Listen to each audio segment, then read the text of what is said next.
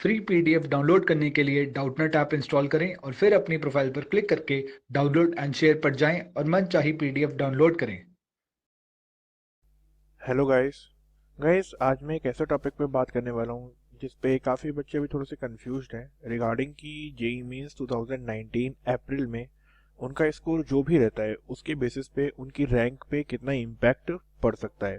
Because JEE means में जनवरी में अच्छा स्कोर किया है, ख़राब किया है, कैसा भी किया है, बट अगर अप्रैल में हमारा परफॉर्मेंस अच्छा या ख़राब होता है तो उससे हमारी ओवरऑल रैंक पे कितना फ़र्क पढ़ सकता है। क्योंकि कई बच्चे सोच रहे हैं कि जेई मेंस अप्रैल का एग्ज़ाम ना दें, जनवरी में अच्छा किया है तो, और कई बच्चे थोड़े कंफ्यूज भी हैं कि सर किस तरीके से रैंक कैलकुलेट होगी। तो दोनों बारे में इस वीडियो में हम बात करेंगे। तो चलिए स्टार्ट करते हैं।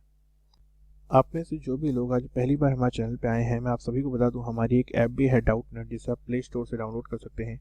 इसमें आपको क्या करना है, आपको कोई भी मैथ्स का डाउट हो, आपको सिर्फ उस क्वेश्चन की फ़ोटो लेनी है और आपको तुरंत उसका जवाब मिल जाता है। और ये सब एकदम फ्री है, आपको इसके लिए कुछ पे करने की ज़रूरत नहीं है। साथ ही साथ आप जेई मेंस के लिए सुपर 40 सीरीज़, अभी हमने जो वीक स्टूडेंट्स हैं उनके लिए सुपर 60 सीरीज़ भी स्टार्ट करी है, वो आईआईटी जेई कॉन्सेप्ट बूस्टर्स, पुराने ईयर के पेपर, गवर्नमेंट एग्ज़ाम और बोर्ड्स के पॉइंट ऑफ व्यू से आपके पास सारे मतलब पुराने ईयर्स के पेपर के सॉल्यूशन, डेली सैम्पल पेपर्स हम लोग अपलोड करते हैं, डीपीपी मॉक टेस्ट, बहुत सारी चीज़ें हैं जिससे आप अपनी प्रिपरेशन में हेल्प ले सकते हैं। और सभी चीज़ों की फ्री पीडीएफ भी अवेलेबल हैं, तो आप वहाँ से डाउनलोड कर सकते हैं। ठीक है, अब अपने हम मेन टॉपिक पे आते हैं। तो देखिए, जैसा आप जानते हैं कि इस बार जेई मेंस जनवरी का जो एग्ज़ाम है वो टोटल 1,80,000 स्टूडेंट्स ने दिया है। और अगर मैं नंबर ऑफ कैंडिडेट्स की बात करूं जो अप्रैल एग्ज़ाम में हो सकते हैं, तो जैसा आप जानते हैं कि जेई मेन 2018 के पेपर में अराउंड 12 लाख स्टूडेंट्स अपीयर हुए थे। तो उसी बेसिस पे हम एज्यूम कर सकते हैं कि जेई मेंस अप्रैल में भी जो होगा उसमें भी 12 लाख स्टूडेंट्स अपीयर होंगे। अब यहाँ पे इम्पॉर्टेंट बात क्या है, जैसे फॉर एग्जांपल अगर आपने लेट से जेई मेंस जनवरी का पेपर दिया है और आइए अज्यूम कि आपने 99 परसेंटाइल स्कोर की है। ठीक है, तो अगर आपने 99 परसेंटाइल स्कोर करी है तो इसका मीनिंग क्या होगा कि आपकी जो रैंक है वो क्या है, 8800 के अराउंड है। तो ऑन एन एवरेज अगर मैं बोलूं कि चलिए ठीक है 8800 ही आपकी रैंक है, एक बार के लिए हमने मान लिया है ना, इसका मीनिंग क्या है कि 8799 स्टूडेंट्स ऐसे हैं जिनका एनटीए स्कोर आपसे बेहतर है। ठीक है, अब आपको लगा कि यार ठीक है, मैं इस रैंक में बहुत खुश हूँ, मेरा ये एनटीए स्कोर अच्छा है, कोई दिक्कत नहीं है ना, तो अब मुझे अप्रैल का एग्जाम नहीं देना है। अब और अब आप नहीं देंगे तो अगली बार क्या होगा, किसी और बच्चे के एग्जैक्ट 99 परसेंटाइल आएंगे। तो मैं बोलता हूँ कि लेट से अप्रैल में देखिए, ये मेरा एजम्पशन है 12 लाख स्टूडेंट्स देंगे, हो सकता है 11 ही दें, और हो सकता है 8,80,000 की जगह 5 लाख ही दें, कुछ भी पॉसिबल हो सकता है, वो आप अपने अकॉर्डिंगली मान सकते हैं। बट लास्ट ईयर जो 12 लाख स्टूडेंट्स ने पेपर दिया था तो मैं उतना ही दे रहा हूँ। अब हो सकता है उस पेपर में भी कोई एक बच्चा हो जो 99 परसेंटाइल ही स्कोर करे। तो अगर वो 99 परसेंटाइल स्कोर करेगा तो उसकी रैंक कितनी हो जाएगी, उसकी रैंक हो जाएगी 12,000 के इक्वल। ठीक है, अगर इसका मीनिंग आप समझेंगे तो एक बच्चा जिसका एनटीए स्कोर 99 है उसकी रैंक अराउंड 12,000 होगी, मीन्स 11,999 स्टूडेंट्स उससे ऊपर होंगे। अब एक चीज समझिएगा, हमारे यहाँ जो बेस्ट ऑफ टू कैलकुलेट होना है वो होना है एनटीए स्कोर के बेसिस पे, आपकी रैंक के बेसिस पे नहीं। तो मीन्स इस केस में 99 परसेंटाइल से या फिर 99 एनटीए स्कोर से ऊपर कितने बच्चे थे, 8799, और इस केस में कितने बच्चे हैं, 11999। तो जैसे ही बच्चे बढ़े तो आप देख सकते हो 8000। अब इन दोनों में अगर मैं बेस्ट स्कोर लूंगा तो सोचो यहाँ पे 99 से ज्यादा वाले बच्चे कितने थे, 8799, यहाँ पे कितने हैं, 11999। तो अगर मैं बेस्ट काउंट करूंगा तो टोटल 11999, वो भी अज्यूम कर रहा हूं मैं कि ये 8799 तो यहाँ पे है ही।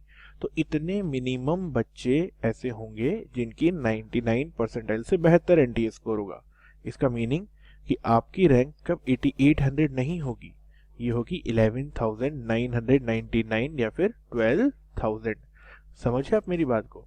तो भले ही आपने पहले 99 परसेंटाइल स्कोर किया हो, है ना, तो उस केस में क्या हो जाएगा आपका, दूसरे केस में अगर आपने पेपर नहीं दिया तो आपकी रैंक ऑटोमेटिकली 12,000 हो जाएगी जब आप बेस्ट ऑफ 2 निकालोगे तो। ठीक है, ये एनडीए स्कोर का बहुत ही मतलब ऐसा चक्कर है जो बच्चों को समझ में नहीं आता है।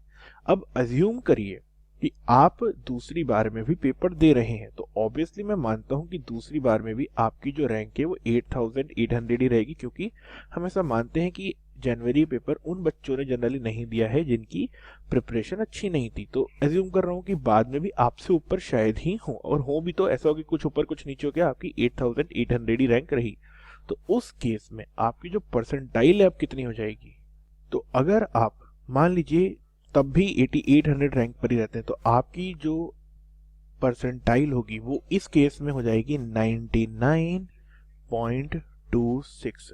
आप इसका मीनिंग समझते हैं कि मीन्स भले ही आपके मार्क्स में कोई इंप्रूवमेंट नहीं हुई, आपकी ओवरऑल रैंक में कोई इंप्रूवमेंट नहीं हुई, मतलब आप पहले भी उन्हीं बच्चों के पीछे थे, अभी भी उन्हीं बच्चों के पीछे हैं, लेकिन नंबर ऑफ स्टूडेंट्स बढ़ेंगे हमें पता है अप्रैल के पेपर में, और आपकी परसेंटाइल बढ़ेगी।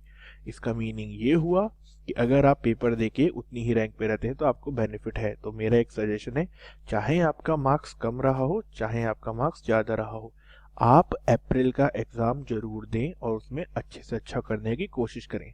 क्योंकि जैसा आपने देखा कि अगर आपने यहाँ पेपर नहीं भी दिया है ना, अगर आपने पेपर नहीं दिया अप्रैल में और यहाँ आपने अच्छा स्कोर किया भी, तो भी आपको लॉस हो सकता है।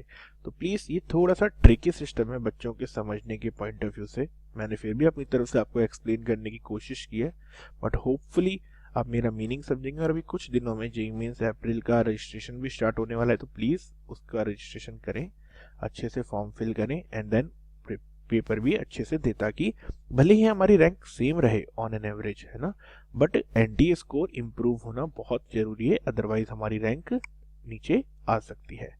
ठीक है, आई होप मेरा पॉइंट आप सभी को क्लियर होगा और आप लोग अच्छे से अब पढ़ेंगे। तो फिर भी कोई डाउट है तो आप कमेंट सेक्शन में पूछ सकते हैं। फ्री पीडीएफ डाउनलोड करने के लिए डाउटनेट ऐप इंस्टॉल करें और फिर अपनी प्रोफाइल पर क्लिक करके डाउनलोड एंड शेयर पर जाएं और मनचाही पीडीएफ डाउनलोड करें।